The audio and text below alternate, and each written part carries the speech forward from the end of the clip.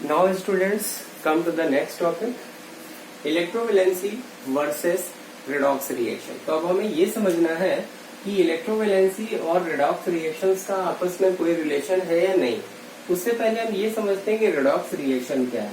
तो जब आप रेडॉक्स रिएक्शन लिखते हो तो रेडॉक्स दो वर्ड्स से मिलकर के बना हुआ है, जिसमें आपका एक है रिडक्शन, रेड का मतलब हो गया रिडक्शन, रेड का मतलब हो गया रिडक्शन, और जो ऑक्स है इसका मतलब हो गया ऑक्सीडेशन।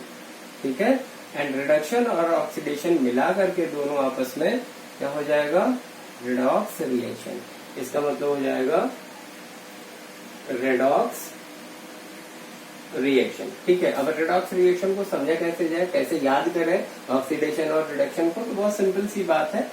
ऑक्सीडेशन के लिए याद रखने के लिए, एक डेफिनेशन बनाने के लिए सिंपल सा एक लॉजिक है। लॉजिक ये है कि एक जगह आप लिखिए आर, एक जगह लिखिए ए, एक जगह लिखिए ओ, एक ऐसे लीनियर फैशन में आर ई ओ। यहाँ पर रखा आपने G E R, this is gain. अब आर फॉर हो गया रिमूवल, ई फॉर हो गया electron, and O for oxidation, O for oxidation, and G for gain, E for electron, and R for reduction, R for reduction। तो जब भी कोई element का एटम अपनी आउटर मोस्ट सेल से इलेक्ट्रॉन को क्या करता है, रिमूव करता है। बहुत ध्यान समझिएगा, जब भी कोई एलिमेंट का एटम, ठीक है,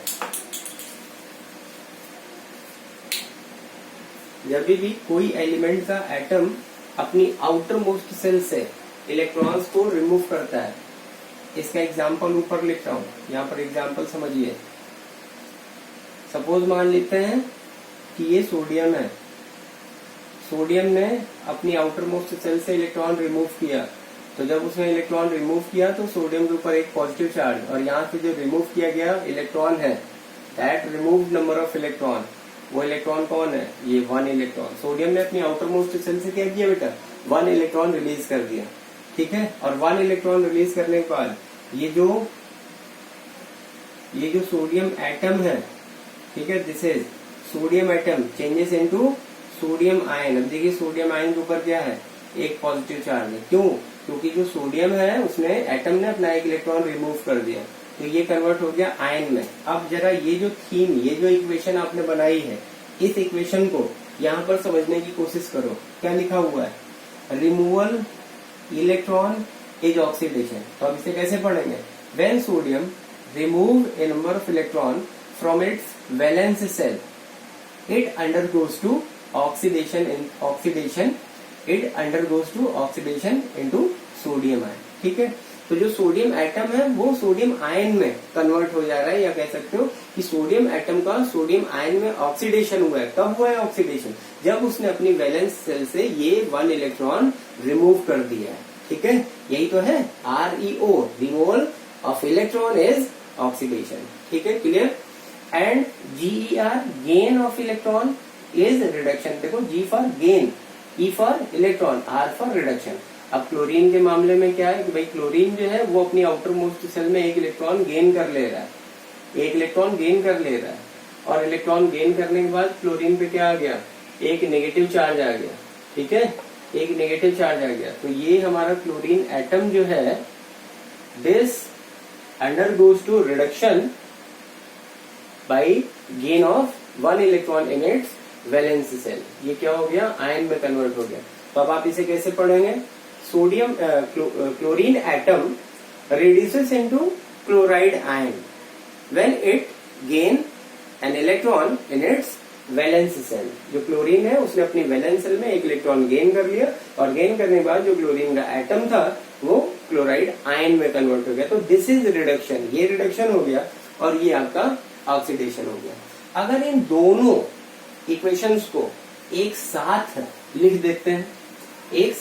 देते हैं, और जैसे मैथमेटिक्स में सम करते हो ना, 2 + 2 कर दिया, क्या हो गया, 4 हो गया। ठीक है, तो इसी तरीके से ये दोनों इक्वेशंस को लिख करके अब इनको माने कि ये जो है इक्वेशन ये क्या हो गई आपकी ऑक्सीडेशन, और ये जो इक्वेशन है ये क्या हो गई रिडक्शन।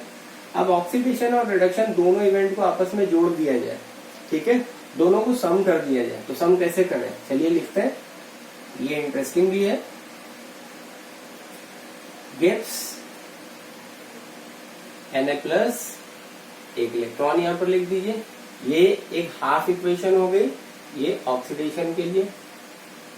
उसके बाद आपने +1 इलेक्ट्रॉन गिव्स क्लोराइड आयन, ये इवेंट किसके लिए हो गई, ये भी एक हाफ इक्वेशन है, ये रिडक्शन एग्जिबिट कर रहा है। अब अगर दोनों इक्वेशन को एक साथ ले लें तो ये देखिए राइट हैंड साइड में इलेक्ट्रॉन 1 इलेक्ट्रॉन और ये इलेक्ट्रॉन जो है लेफ्ट हैंड साइड में, दोनों एक दूसरे को कैंसिल कर देंगे।